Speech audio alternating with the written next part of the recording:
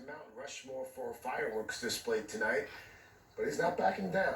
First knock, obviously the concern over the spread of coronavirus without social distancing.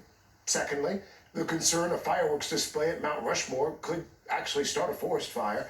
And third, the concern from Native Americans who view the monument as a desecration of land stolen from them and used to honor leaders hostile to Native people.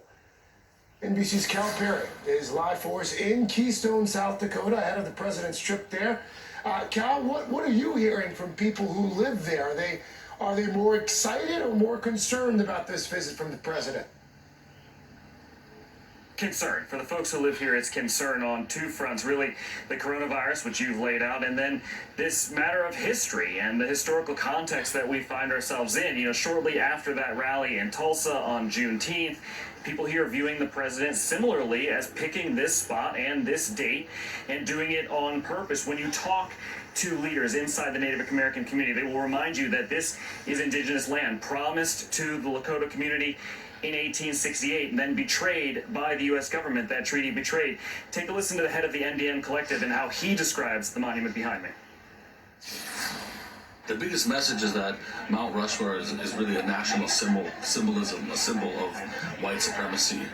When you carve out, four white men who were colonizers, who committed genocide against indigenous people, and then steal that land from them and carve these faces into this sacred place, and for that to be okay in society today is fundamentally wrong.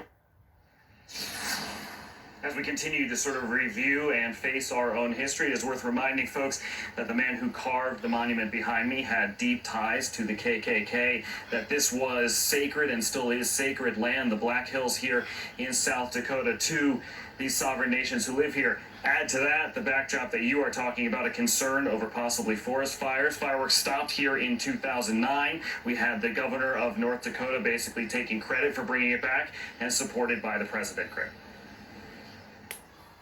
All right.